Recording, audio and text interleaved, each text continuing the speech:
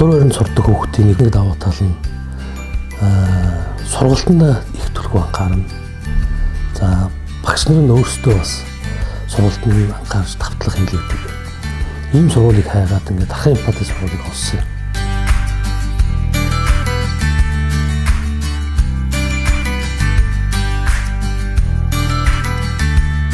Манай хүү ороод одоо жил гарan болж байна.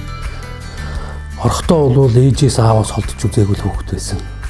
Тэгээд хэний ч л хүүхэд адилхан бүгдээрээ л одоо хүүхдээ гэсэн сэтгэлтэй байдаг, халамж хайр тавьдаг. Гэхдээ бидний нэг зарчим үргэлж хамт байж чадахгүй. Дээрээс нь энэ нийгэм өөрөө бас их ороо босгоо.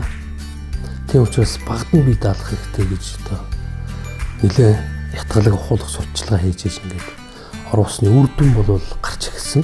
Манай зээ дахин эмпати сургуулийн 6-гийн А ангид суралцдаг. Ер нь нэгдүгээр анги дүүргэлт бол хайцсангүй бас цөөн хөлтөд юм лээ. Би одоо 20 21 2 хөлтөдтэй байгаа. За тэгээ бас мэдээж одоо багш нар ажиллахын болцоо бас арай илүү байдаг ба хүүхдтэй хүрэх тийм. Тэгэхээр бас хүүхдүүдийн сурах эдгэх сонирхол нь бас дээддэг байх гэж би бодож байгаа. Тэгээ аливаа сургуулийг одоо сонгоно гэдэг бол одоо хүн болгоны харах өнцөг болон дүгнэлтээс бол шалтгаалаад өөр байдаг баха. Гэхдээ би бол анх одоо охин энэ сургуулиудад оруулахдаа эмпати сургуулийн одоо үеийн төгсөгч нар нь маш одоо шилдэг хүүхдүүд одоо төгсөж ихэнх хүүхдүүд нь гадаадын ихтэй сургууль руу одоо явж исэн учраас охиноо бас одоо яг тэдний араас одоо явуулах зорилгоор ингээд эмпати сургуулийг бол сонгосон байгаа. Энэ сургууль бол өөр бус улсын гэдэг нь ерөнхий олон улсын сургуулиудаас нэг онцлог нөхцөл зэрэг үйл ажиллагаа нь арай илүү нээлттэй байдаг. Сургуулийн бодлого нь тодорхой байдаг. Одоо бол яг эмпати гэдэг нэртэй болсон тийм ээ. Монгол төрк хамтарсан сургууль маань дахин эмпати. Дээрээс нэг миний одоо цаашаа дэмжиж явдаг зүйл нөхцөл зэрэг сургууль дотроо болоод одоо Монгол улсын хэмжээнд 4 эмпати сургууль шүү дээ. Сургууль дундын тэр шалгалтууд нээлттэй явагддаг. Энэ нь болох тэр нэг хүүхдийг тэгш нөгөө хөтөмжтэй боловсруулах эзэмшүүлэх талаар зөв юм болоо гэж ингэж ойлгодог байхгүй юу? Тэгээд ер нь ихэнх багш нар бол маш нээлттэй. Тэгээд өөрийнхөө хийж байгаа хүүхдэд зарцуулж байгаа тэр цагаа яг чин сэтгэлээсээ зарцуулдаг юм шиг санагдсан. Би бас хичээл номонд нэг өдрийг зориулж сууж үзсэн.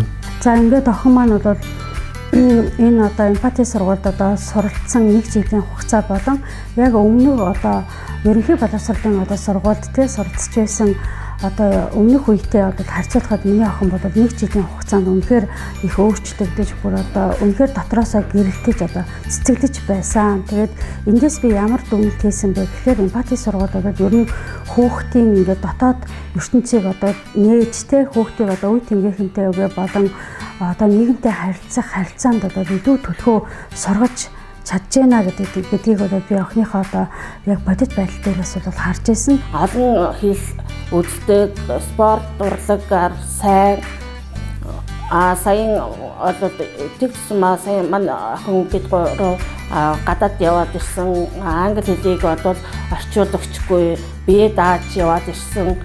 Тэрэн дээр бол сэтгэл хангалуун байгаа гэж би яаж өнөөдөр хүүхэд сураад байгаа юм шиг юм итгэхгүй байгаа юм шиг хахад тулгамсан асуудал дээр бол эмпати сургуульд сурж байхад өөрийгөө бие аваад явхад үнэхээр сайн байсан гэж би дүгнэж байгаа. Одоо бол нөгөө Кембриж юм болох юм сургалт эхлээд нэлээд бас эрчимтэй явж байгаа юм байлээ. Тэгэхээр энэ орчин үетэйгээ нэлээд хөл нийлүүлээд сургалтынхаа аргыг шинжилээд бодлогоо өөрчлөөд яваад байгаа. Энэ үйл ажиллагаа бодлого чиглэлийн хувьд бол нэлээд бас төлөвшсөн ийм сургууль юм уу гэж боддог. Тийм учраас хүүхдээ энэ сургууль өгсөндөө их баталгаатай байгаа. За тэгээд охин дээр минь гарч исэн энэ өөрчлөлтүүд бол манай гэр бүлийн уур амьсгал болон нөхөр бүтээрт бас айгүй урам зориг өгч исэн учраас яг нэг жилийн дараа бас хоёр дахь хүүхдээ бол энэ сургуульд сургасан байгаа.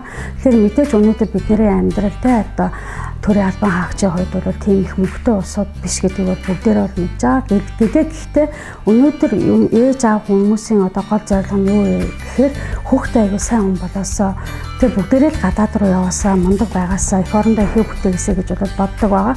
Тэгэхээр өнөөдөр яг олдсон энэ боломж, олдсон энэ цаг хугацаагаа одоо бид нэр бүрэн дүүрэн одоо дайчлаад одоо ерөөсөө л хүүхдийнхээ боловсролын төлөө хүүхдээ одоо зөв хүн болгож хүмүүжүүлэхийн төлөө одоо зориулах ёстой юм байна гэдгийг бол бид аягаасаа ойлгосон байгаа.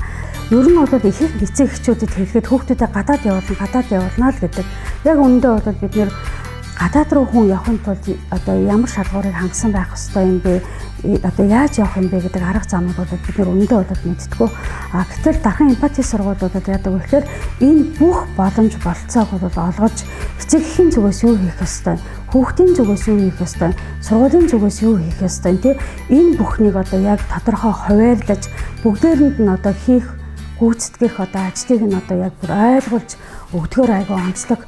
Энэ дэшүүн дархан эмпати сургуулийн хөтөлбөр багш хамт олон үйлчлэгээний ажилтнууд, захиргааны ажилтнууд та бүхэнд одоо цаашдын хүүхд сургаж байгаа энэ хариу үйлстэй өнөр амжилт гаргаарай, эрүүлэнх байгаарай гэж гэр бүлийнхнийхээ зүгээс хүсэж байж байна.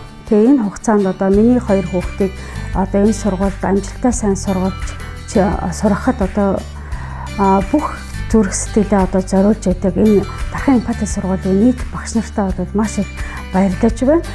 Дархан эмпати сургууль 2022-оос 2023 оны хичээлийн жилд 1-7 дугаар ангида элсэлт авч байна. Элсэгчид та бүхнийг тоглох сургалтын орчин, чөлөө цагаар зөв зохистой өнгөрүүлэх боломж, чадварлаг багш нар та бүхнийг хүлээж байна. Утас 9937 27 1737 57 57 хаяг Дархан сум өргөө баг. Дархан эмпати сургууль. Сайн боловсрал сайхан ирээдүй.